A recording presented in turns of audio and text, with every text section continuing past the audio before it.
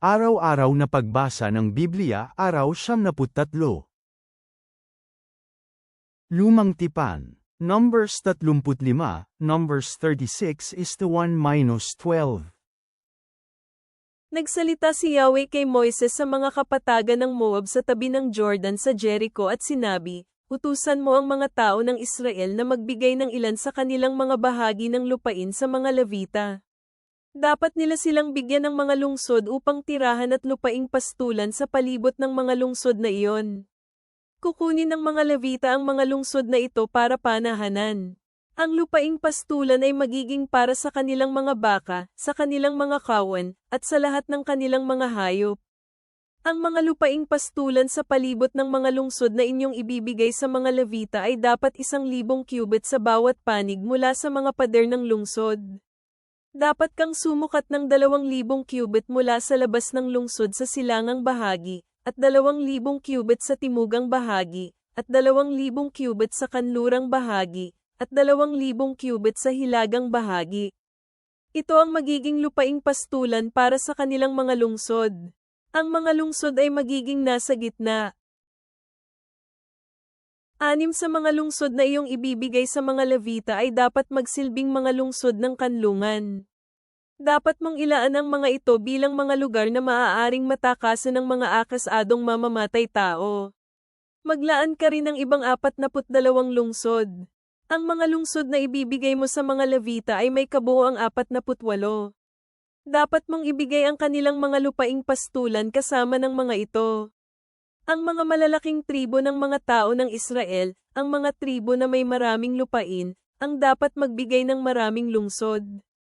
Ang mga tribo na mas maliit ay magbibigay ng kaunting lungsod. Bawat tribo ay dapat magbigay para sa mga Levita ayon sa bahaging natanggap nito. Pagkatapos, nagsalita si Yahweh kay Moises at sinabi, "Magsalita ka sa mga tao ng Israel at sabihin mo sa kanila, kapag tumawid kayo sa Jordan patungo sa lupain ng Canaan, dapat kayong pumili ng mga lungsod na magsisilbing mga lungsod ng kublihan para sa inyo, upang sinumang tao ang makapatay ng isang tao nang hindi sinasadya ay maaaring tumakas sa mga ito. Ang mga lungsod na ito ang dapat magiging inyong kublihan mula sa tagapaghiganti, upang ang akasadong tao ay hindi mapapatay na walang unang paglilitis sa harap ng sambayanan. Dapat kayong pumili ng 6 na lungsod bilang mga lungsod ng kublihan. Dapat kayong magbigay ng 3 lungsod sa labas ng Jordan at 3 sa lupain ng Canaan. Ang mga ito ang magiging mga lungsod ng kublihan. Para sa mga tao ng Israel, para sa mga dayuhan, para sa sinumang naninirahan sa piling ninyo, ang 6 na lungsod na ito ay magsisilbing isang kublihan na maaaring matakasan ng sinumang makapatay ng isang tao nang hindi sinasadya. Subalit kung hinampas ng isang akasadong tao ang kanyang biktima gamit ang isang kasangkapang bakal, at kung mamamatay ang kanyang biktima, ang akusado ay tunay ngang isang mamamatay tao. Dapat tiyakin siyang patayin. Kung hinampas ng isang akasadong tao ang kanyang biktima gamit ang isang bato sa kanyang kamay na maaaring makapatay sa biktima, at kung mamamatay ang kanyang biktima, ang akusado ay tunay ngang isang mamamatay tao. Dapat tiyakin siyang patayin. Kung hinampas ng isang akasadong tao ang kanyang biktima gamit ang isang sandatang kahoy na maaaring makapatay sa biktima, at kung mamamatay ang biktima, ang akusado ay tunay ngang isang mamamatay tao. Dapat tiyakin siyang patayin. Ang kadugong tagapaghiganti ay maaari niyang patayin ang isang mamamatay tao. Kapag makatagpo siya, maaari niyang patayin. At kung pagbuhatan ng kamay ng isang akasadong tao ang sinuman sa galit o maghagis ng isang bagay sa kanya, habang nagtatago upang tambangan siya, para mamatay ang biktima. O kung hinampas siya sa galit gamit ang kanyang kamay upang mamatay ang biktima, ang akasadong hamampas sa kanya ay tiyak na papatayin. Isang siyang mamamatay tao. Ang kadugong tagapaghiganti ay maaaring patayin ng mamamatay tao kapag siya ay makasalubong niya. Subalit kung biglang pinalo ng isang akasadong tao ang isang biktima nang walang galit o maghagis ng isang bagay na makatama sa biktima nang hindi inaasahan o kung maghahagis ng bato na makakapatay sa isang biktima nang hindi nakikita ang biktima, ang akusado ay hindi kaaway ng biktima, hindi niya sinasadyang saktan ang biktima. Gayunpaman, kung mamamatay ang biktima, sa ganoong kalagayan, dapat maghusga ang sambayanan sa pagitan ng inaakusahan at ng kadugong tagapaghiganti sa batayan ng mga batas na ito. Dapat iligtas ng sambayanan ang inaakusahan mula sa kapangyarihan ng kadugong tagapaghiganti. Dapat ibalik ng sambayanan ang inaakusahan sa lungsod ng kublihan kung saan siya dating tumakas. Dapat siyang mamuhay doon hanggang sa mamatay ang kasalukuyang pinakapunong pari, ang siyang pinahira ng banal na langis. Subalit kung pumunta ang akasadong tao sa anumang oras sa lampas ng hangganan ng lungsod ng kublihan kung saan siya tumakas, at kung makita siya ng kadugong tagapaghiganti sa labas ng hangganan ng kanyang lungsod ng kublihan, at kung mapatay niya ang akasadong tao, ang kadugong tagapaghiganti ay hindi magkakasala ng pagpatay. Ito ay dahil ang akasadong tao ay dapat nanatili sa kanyang lungsod ng kublihan hanggang sa mamatay ang pinakapunong pari. Pagkatapos ng kamatayan ng pinakapunong pari, ang akasadong tao ay maaaring bumalik sa lupain kung saan ang kanyang sariling ari-arian. Ang mga batas na ito ay dapat maging mga kautusan para sa inyo sa buong salinlahi ng mga tao sa lahat ng lugar kung saan kayo nakatira. Kung sino man ang pumatay ng sinumang tao, dapat patayin ang mamamatay tao, ayon sa patuto sa pamamagitan ng mga salita ng mga saksi. Ngunit ang salita ng isang saksi lamang ay hindi magdudulot sa sinumang tao upang patayin. Gayon din, dapat huwag kayong tumanggap ng pantubos para sa buhay ng isang mamamatay tao na nagkasala ng pagpatay. Dapat tiyakin siyang patayin. At dapat huwag kayong tumanggap ng pantubos para sa isang tumakas papunta sa lungsod ng kublihan. Dapat huwag ninyong gagawin ang ganitong pamamaraan, pahintulutan siyang tumira sa kanyang sariling ari-arian hanggang sa mamatay ang pinakapunong pari. Huwag ninyong dumihan sa ganitong pamamaraan ang lupain kung saan kayo namumuhay, dahil ang dugo mula sa pinatay ay dinudumihan ang lupain. Walang pambayad kasalanan ang maaaring gawin sa lupain kapag ang dugo ay dam-anak dito, maliban sa pamamagitan ng dugo ng isang dam-anak dito. Kaya dapat huwag ninyong dungisan ang lupaing inyong pinamumuhayan dahil ako ay namumuhay dito. Akong si Yahweh ay namumuhay kasama ng mga tao ng Israel. Pagkatapos, ang mga pinuno ng mga pamilya ng kanilang ninuno sa angkan na itinatag ni Galaad na anak ni Makir na anak ni Manases, ang mga pinuno ng mga angkan ng mga kaapo-apuhan ni Jose ay lumapit at nagasalita sa harap ni Moises at sa harap ng mga pinunong pangulo ng mga pamilya ng mga ninuno ng mga tao ng Israel. Sinabi nila, inutusan ka ni Yahweh, aming amo, na bigyan mo ng kabahagi ng lupa ang mga tao ng Israel sa pamamagitan ng palabunutan. Inutusan ka ni Yahweh na ibigay ang kabahagi ng kapatid naming si Zelofehad sa kanyang mga anak na babae. Subalit kung mag-aasawa ang kanyang mga anak na babae ng mga lalaki sa ibang tribo ng mga tao ng Israel, aalisin ang kabahagi ng lupa nila mula sa kabahagi ng aming mga ninuno. Idaragdag ito sa kabahagi ng mga tribo na sinalihan nila. Sa ganitong usapin, aalisin ito sa itinakdang kabahagi ng aming mana. Sa pagkakataong iyon, kapag dumating ang paglaya ng mga tao ng Israel, ang kabahagi nila ay mas asama sa kabahagi ng tribang sinalihan nila. Sa ganitong paraan, ibabawas ang kabahagi nila mula sa kabahagi ng tribo ng aming mga ninuno. Kaya nagbigay si Moises ng isang utos sa mga tao ng Israel, ayon sa salita ni Yahweh. Sinabi niya, tama ang sinabi ng tribo ng mga kaapo-apuhan ni Jose. Ito ang inuutos ni Yahweh patungkol sa mga anak na babae ni Zelofehad. Sinabi niya, hayaan silang magpakasal sa sinumang inaakala nilang pinakamabuti, subalit dapat lamang silang magpakasal sa loob ng lipi ng kanilang ama. Walang kabahagi ng mga tao ng Israel ang dapat lumipat mula sa isang tribo tungo sa iba. Dapat magpatuloy ang bawat isa sa mga tao ng Israel sa kabahagi ng tribo ng kanyang mga ninuno. Bawat babae sa mga tao ng Israel na nagmamay-ari ng kabahagi sa kanyang tribo ay dapat mag-asawa mula sa angkang nabibilang sa tribo ng kanyang ama. Ito ay upang bawat isa sa mga tao ng Israel ay magmay-ari ng pamana mula sa mga ninuno niya. Walang kabahagi ang dapat magpalipat-lipat mula sa isang tribo tungo sa iba. Bawat isa sa mga tribo ng mga tao ng Israel ay dapat panatilihin ang kanyang sariling mana. Kaya ginawa ng mga anak na babae ni Zelophehad ang gaya ng inutos ni Yahweh kay Moises. Sina Mala, Tirza, Hogla, Milka, at Noe, mga anak na babae ni Zelophehad ay nag-asawa ng mga kaapo-apuhan ni Manases.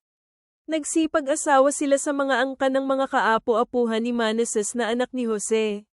Sa ganitong paraan, mananatili ang mga mana nila sa tribo na nabibilang sa angkan ng kanilang ama. Bagong tipan. Luke 28 minuto pasado alas 9:56. At nangyari, pagkalipas ng mga 8 araw pagkatapos sabihin ni Jesus ang mga salitang ito, dinala niya sina Pedro, Juan, at Santiago, at umakyat ng bundok upang manalangin. Habang siya ay nananalangin, nag-iba ang anyo ng kanyang mukha, ang kanyang damit ay naging puti at nagniningning. Masdan ito, may 2 lalaking nakikipag-usap sa kanya. Sila ay sina Moises at Elias. Na nag-anyong maluwalhati. Nagsalita sila patungkol sa kanyang paglisan na malapit na niyang maisakatuparan sa Jerusalem. Ngayon, si Pedro at ang kanyang mga kasama ay mahimbing na natutulog. Ngunit nang sila ay magising, nakita nila ang kanyang kaluwalhatian, at ang 2 lalaking nakatayo kasama niya.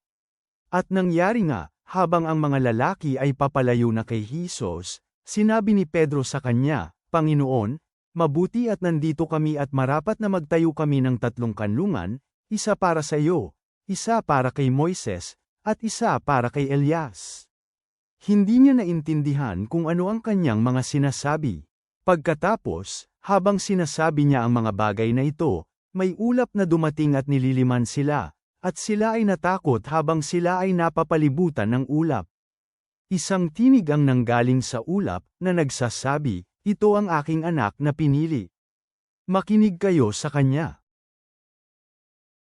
Nang matapos ang tinig, mag-isa na si Jesus.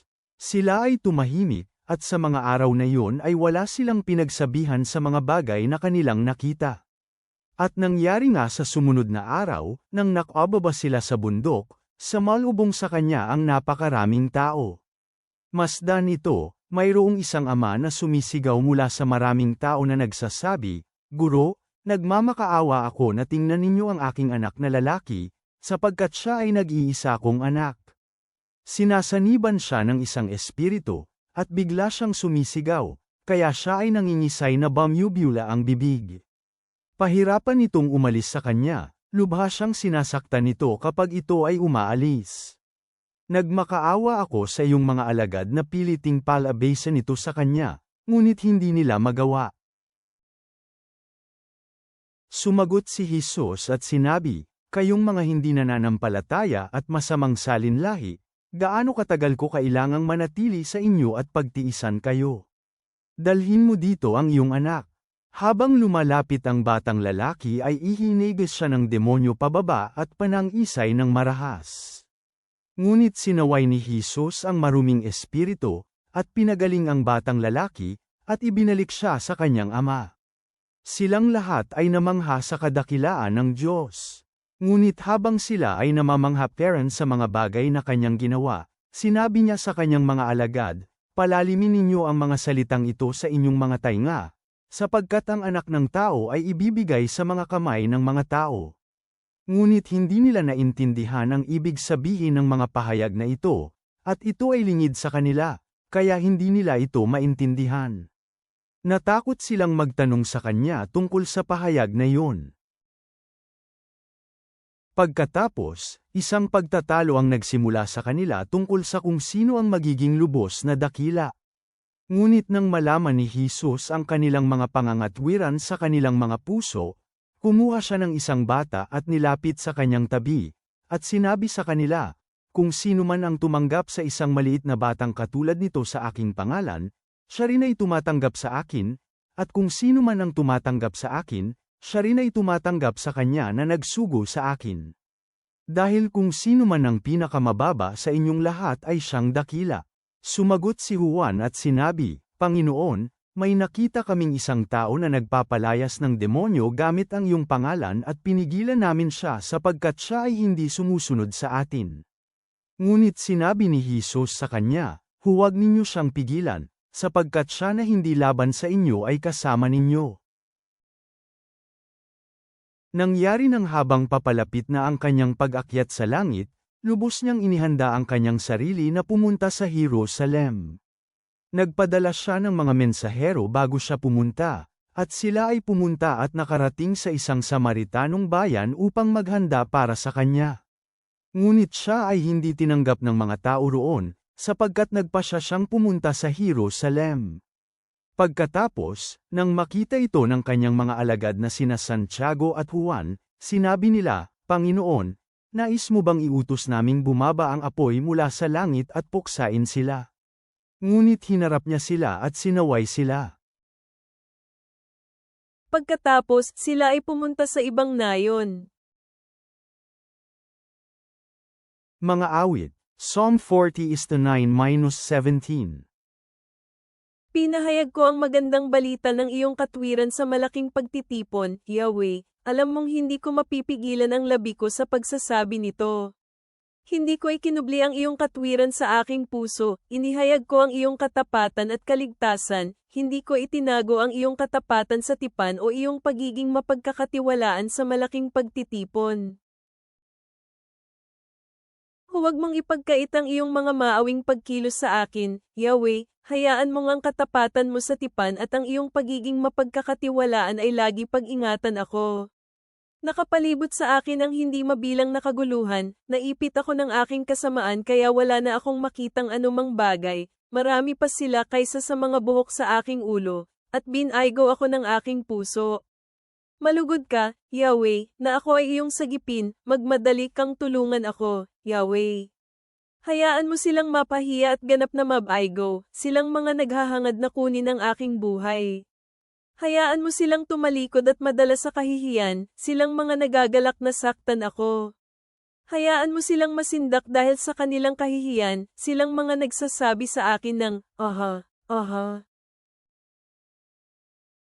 Pero magalak nawa silang mga naghahanap sa iyo at sa iyo ay maging masaya, hayaan mong ang lahat ng nagmamahal sa iyong pagliligtas ang patuloy na magsabi, nawa si Yahweh ay mapapurihan. Ako ay mahirap at nangangailangan, pero iniisip pa rin ako ng Panginoon. Ikaw ang aking katuwang at dumating ka para sagipin ako, huwag kang magtagal aking Diyos. Ama naming nasa langit, kami ay lumalapit sa iyo na may mga pusong puno ng pasasalamat, na nagmumuni-muni sa kahalagahan ng katarungan at awa gaya ng nakikita sa aklat ng mga bilang. Tulungan mo kaming yakapin ang katotohanan ng iyong salita, habang nasasaksihan namin ang pagbabagong anyo ni Kristo sa Lukas, na nagpapaalala sa amin ng iyong kaluwalhatian at ng kapangyarihang magpabago ng iyong presensya. Naway kami, tulad ni David sa Awit Kapitulo 40, ay magpahayag ng iyong katwiran at magtiwala sa iyong pagliligtas habang hinaharap namin ang aming pang-araw-araw na buhay. Palakasin mo ang aming determinasyon na maging mga instrumento ng kapayapaan at biyaya sa isang mundong lubos na nangangailangan ng iyong liwanag. Naway maipakita ng aming buhay ang iyong biyaya at katotohanan. Amen.